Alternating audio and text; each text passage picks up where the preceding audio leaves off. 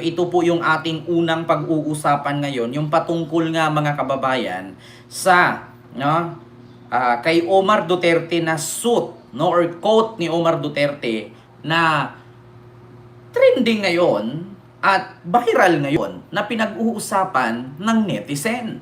Kung bakit di umano, mga kababayan, ang suot ni Saldico na kulay brown ay kapariho sa suot ni Omar Duterte na anak ni Pulong Duterte na apo ni dating Pangulong Duterte, Digong, na nakakulong ngayon kasalukuyan sa dahig na hanggang 30 years at wala nang pag-asang lumaya pa, doon na mamamatay. So ngayon mga kababayan, ito po ang ating pag-uusapan.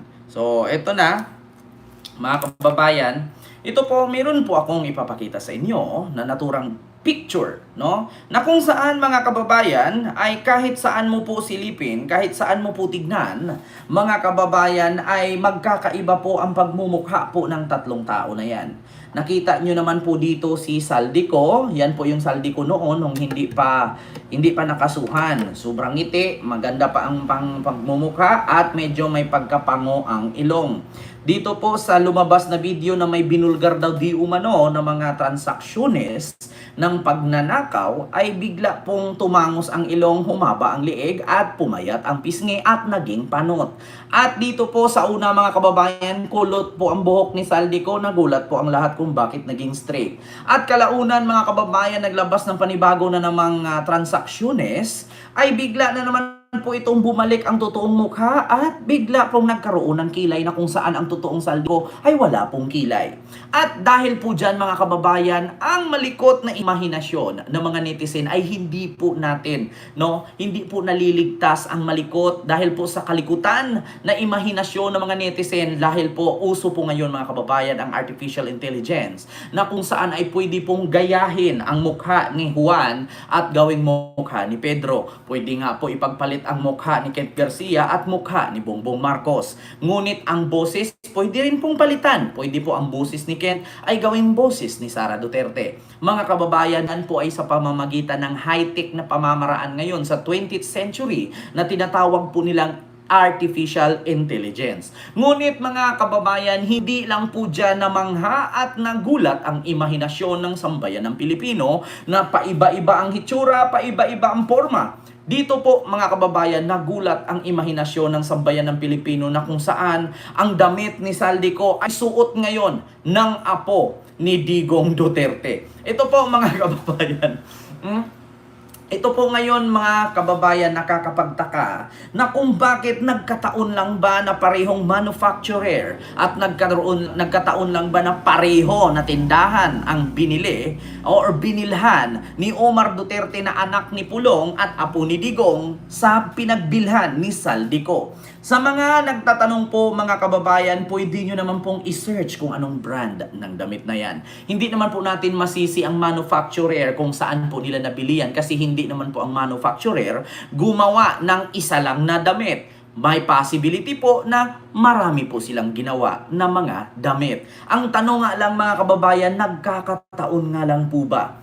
Ngayon mga kababayan, hindi po nakaligtas ang naturang Omar Duterte na anak ni Pulong at apo ni Digong sa pagsuot sa parihong suot ni Saldico na kung saan mga kababayan nagtataka din po ang mga IT expert ngayon sa Pilipinas mga kababayan na bakit daw po ang admin ng Facebook page ni Saldico na Ako Bicol Party List Facebook page ay naging 20 po ang admin na kung saan si Saldico lang naman po ang naghahawak ng Facebook page na yan. Maliban na lang kung siya, sekretary niya, or asawa niya.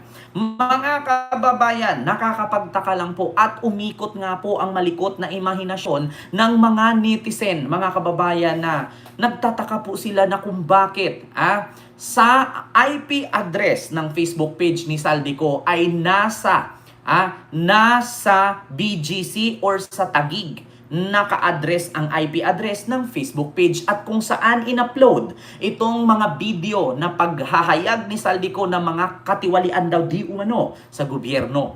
Ngayon mga kababayan, nagtatanong lang po ang mga netizen, Kasi umikot po ang malikot na imahinasyon ng mga Pilipino sa sambayan ng Pilipinas. na kung bakit umabot ng mahigit 20 katao ang admin, or sa madaling salita, umabot ng 20 katao ang may hawak ng Facebook page ni Saldico. At nakakapagtaka lang po mga kababayan na paiba-iba po ang postura, paiba-iba po ang mukha, at paiba-iba din po ang taba ng kanyang pisngi. Una, noong lumabas ay panot, straight ang buhok, at walang kilay. Ngayon mga kababayan, noong nilabas ni Saldico, ang pangalawang video na meron daw siya di umanong binulgar, ay nagkaroon na po ito ng kilay. Tapos bigla pong tumaba. Ngayon mga kababayan, lumabas ang panghuling video. Aba, match na match at kuhang-kuha na ang totoong postura ni Saldico. So ngayon mga kababayan, hindi po maiwasan ng mga netizen ang kanilang malikot na imahinasyon dahil po hindi po ba ito AI. At lalo mga kababayan na gumulo ang imahinasyon or malikot na imahinasyon ng mga netizen, lalong-lalo na ang mga DDS na bobo na tanga-tanga, na kung bakit ang damit ngayon ni Saldico ay suot na katulad sa damit ni Omar Duterte. Biruin ninyo mga kababayan, ang mga netizen ay nagulat po noong lumabas si Saldico at inihayag at binulgar di umano ang katiwalian ng gobyerno. Biglang lumabas na maliit ang pisngi, humaba ang liig. Tapos pangalawang labas ay bigla na itong tumaba, nagkaroon na ng kilay at straight ang buhok. Ngayon mga kababayan, mas lalong nagulat ang imahinasyon or malikot na imahinasyon, no, ng mga netizen na lumabas ay si Omar Duterte na ang may suot ng coat ni Saldico. Mga kababayan, kung ang mga netizen ay naguguluhan at namamangha ang kanilang mga malikot na isipan or imahinasyon kasi nga paiba-iba ang postura ni Saldico, paiba-iba ang hitsura, paiba-iba ang sinasabi, ngunit ang sinasabi minsan totoo, minsan hindi. Sabi nga ng ilang netizen, sa 10 sinasabi, 12 ang totoo, isa lang ang hindi. Wow, nagkamali yata po sila ng sinasabi. At ngayon mga kababayan, mas lalong naguguluhan ang taong bayan. Maskin ako, ang buhok ko ay hindi ko na maayos-ayos, no, kumukulubot na. Kasi bakit nagtaka rin po ako, si Saldico nung unang lumabas payat, pangalawang labas may kilay, pangatlong labas nagkapustura na kamukha na ni Saldico. Ano yun? Isang linggo lang tumaba ulit.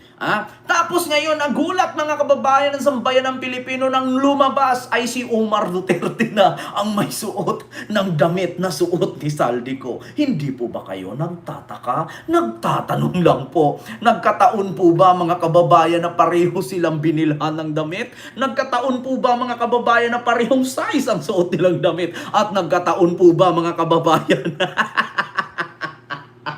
nagkataon po ba mga kababayan na pinahiram nga ba? Nagtatanong lang po.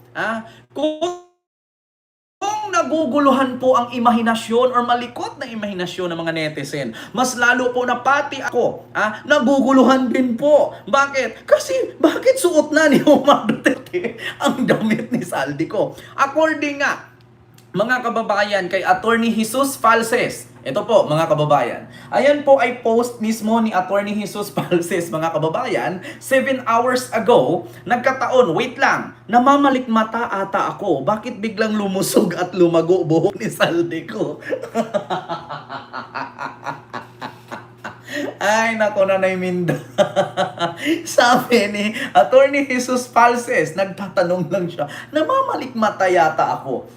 At bakit biglang lumusog at lumago ang buhok ni Saldico? Dating matagos ang ilong at bakit ngayon mukhang ilong na ng pusa? Onyemas talaga to si Attorney Jesus Falses. Nagkataon nga lang ba mga kababayan? Kung dati naguguluhan tayo, biglang lumabas si Saldico ilang buwang nakalipas mula itong naging wanted, no? Lumabas na lubog ang mukha, mahaba ang liig, tumangos ang ilong, at straight ang buhok at malaki na ang panot. Tapos lumabas kalauna na naman ulit ay naging postura na. Pero ito po ang nakakamangha at nakakagulat at nakakatawang pangyayari o eksena. Kasi nga instead na si Saldico ay lalabas, bakit suot na ni Omar Duterte ang damit ni Saldico? Sabi nga ni Attorney Jesus Falsis, namalikmata ba ako? Bakit biglang lumusog? Namanas. Ito ba ang sinasabing namanas na si Saldico? Ito ba ang sinasabi, mga kababayan? Grabe naman, ha? Namanas na si Saldico. Ay, Diyos ko po, mga kababayan. Namanas si Saldico. Nagtaon nga lang ba? Grabe naman yan. Instead mag-diet ka, aba, imbis na ma-stress ka at pumayat, ba, stress eating ang ginawa. Lumago ang buhok, lumusog. Ay, nako, mga kababayan. Di ba kadalasan sa atin kapag na-stress ay pumapayat, humahaba ang liig, lumalalim ang pisngi at lumalaki ang mata. Pero kakaiba si Saldico. Imbes na stress ang ginawa ay stress eating. Kaya lumubot, lumusog. Ay, Diyos mio, Marimar. Ha? Mga kababayan. Ayan po, ha. Trending po ngayon ang suot ng apo ni Digong na si Omar Duterte na anak ni Pulong, na kung saan bakit pareho daw umano ito sa suot ni Saldico. Walang labis, walang kurang. Ay, nako. Diyos mio, Marimar, mga kababayan, bakit parang kanang may sungay? Ganon talaga, mampi. Yung buhok ko kasi mambasa, galing kasi ako sa labas. Oo. Ang lakas kasi ng ulan. Di ba? So yun po yung ating unang reaksyon, mga kababayan. Imbis na ma-stress si Saldico, aba, nag-stress eating. Ayun, lumago ang buhok. Pumango. Ay, baka team malala na, di ba? Yun po yun, mga kababayan.